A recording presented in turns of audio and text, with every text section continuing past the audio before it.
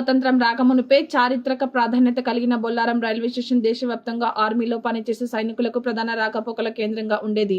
ప్రాచీన చరిత్ర కలిగిన ఈ స్టేషన్ ప్రస్తుతం కనీస సౌకర్యాలకు కూడా నోచుకోకపోవడం బాధాకరమని ఎంపీ ఈటెల రాజేందర్ అన్నారు. రాయలసీమ ఎక్స్ప్రెస్ ట్రైన్ బొల్లారం స్టేషన్లో స్టాప్ చేసిన సందర్భంగా రైల్వే స్టేషన్ను సందర్శించారు.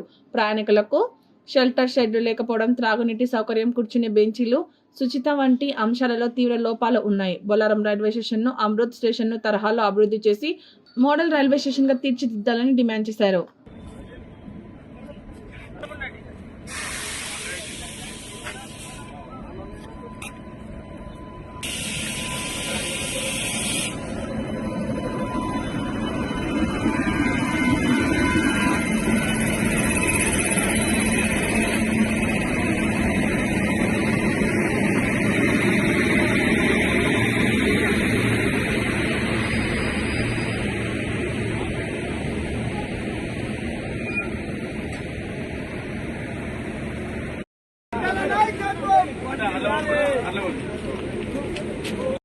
మునిపే బొల్లారం రైల్వే స్టేషన్ అంటే ఒక పేరు, దానికి ఒక ప్రతిష్ట ఉన్నటువంటి రైల్వే స్టేషన్.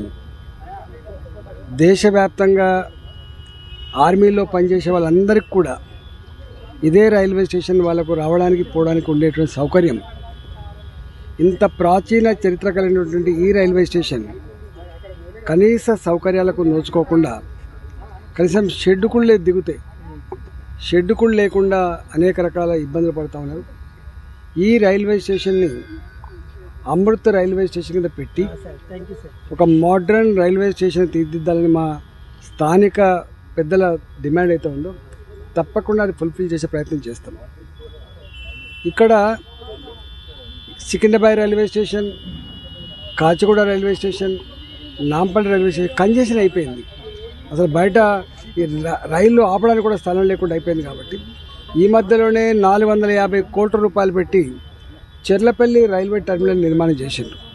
అంటే పెద్ద ఎత్తున ట్రైన్లు లోపలికి పోకుండా ఉండడానికి ఈ ప్రయత్నం జరుగుతూ ఉందో దానికి అనువైన ప్రాంతం బొల్లారం కూడా ఉంది. ఈ బొల్లారం రైల్వే స్టేషన్ కూడా ఒక మంచి టెర్మినల్ లాగా సిటీ అవుట్స్కట్స్లో ఉండేది కాబట్టి, సౌకర్యాలు కలిగి ఉండేది కాబట్టి, ఇవాళ హైదరాబాద్కు నార్త్ హైదరాబాద్కి గుండెకాయ లాంటి ప్రాంతం కాబట్టి ఇక్కడ కూడా ఒక టెర్మినల్ లాగా ఏర్పాటు చేయాలని మా వాళ్ళ డిమాండ్ అవుతుందో తప్పకుండా రాస్తాం. అదేవిధంగా ట్రైన్ లాగవు, ఎంఎంటీఎస్ ఉంటుంది కానీ వాటికనే పోతూ ఉంటుంది పాపం. ఇక్కడ ట్రైన్లు కూడా ఆగుతలేవు. ఇవాళ అనేక రోజులుగా పరిశీలి చేస్తే మా అశ్విని వైష్ణవ్ గారు నిజామాబాద్ టు తిరుపతి ఎక్స్ప్రెస్ ఏదైతే ఉందో దానికి ఇలా ఆపడానికి పర్మిషన్ ఇస్తే పొద్దున పోయేటప్పుడు ఆగింది, మళ్ళీ తిరుపతి పోయేటప్పుడు ఇక్కడ ఆగింది.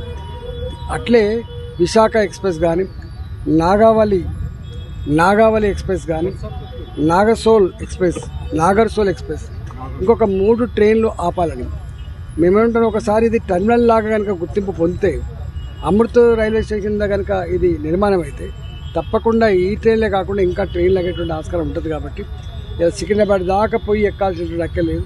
ఇవాళ రేపు ట్రాఫిక్ అలవాళ్ళ నుంచి వెళ్ళి సికింద్రాబాద్ పోవాలంటే కూడా 1 అవర్ పడుతుంది. అందుకని ట్రాఫిక్ ఇబ్బందులతో బాధపడి అనేకసార్లు ట్రైన్లు మిస్ అవుతున్న అనుభవం ఉంది. కాబట్టి దీన్ని అన్ని రకాలు తీర్చిదిద్దడానికి మా వంతు ప్రయత్నం చేస్తాం. ఇప్పటికే రైల్వే గేట్ల కాడనే కాకుండా రైళ్ల గేట్లు లేని కాడ కూడా అండర్ పాస్ నిర్మించి ట్రాఫిక్ ఇబ్బంది లేకుండా చూసుకోవాలని, పట్టాల మీదకి మనుషులు రాకుండా ఉండడానికి ఫుట్ ఓవర్ బ్రిడ్జెస్ కూడా నిర్మాణం చేయాలనేటువంటి ఒక ప్రతిపాదన కూడా పెట్టాం. డెఫినెట్గా ఈ మధ్యకాలంలో ఒక 22 బ్రిడ్జిలు ఆర్ఓబీలు ఆర్యూబీలు కలిపి ఒక 22 బ్రిడ్జిలకి మేము రూపకల్పన చేసాం. దాంట్లో ఒక 4 శంకుస్థాపన చేసి భూమి పూజ చేసాం, 2 పూర్తి చేసుకుంటున్నాం, 6 అయిపోతున్నాయి.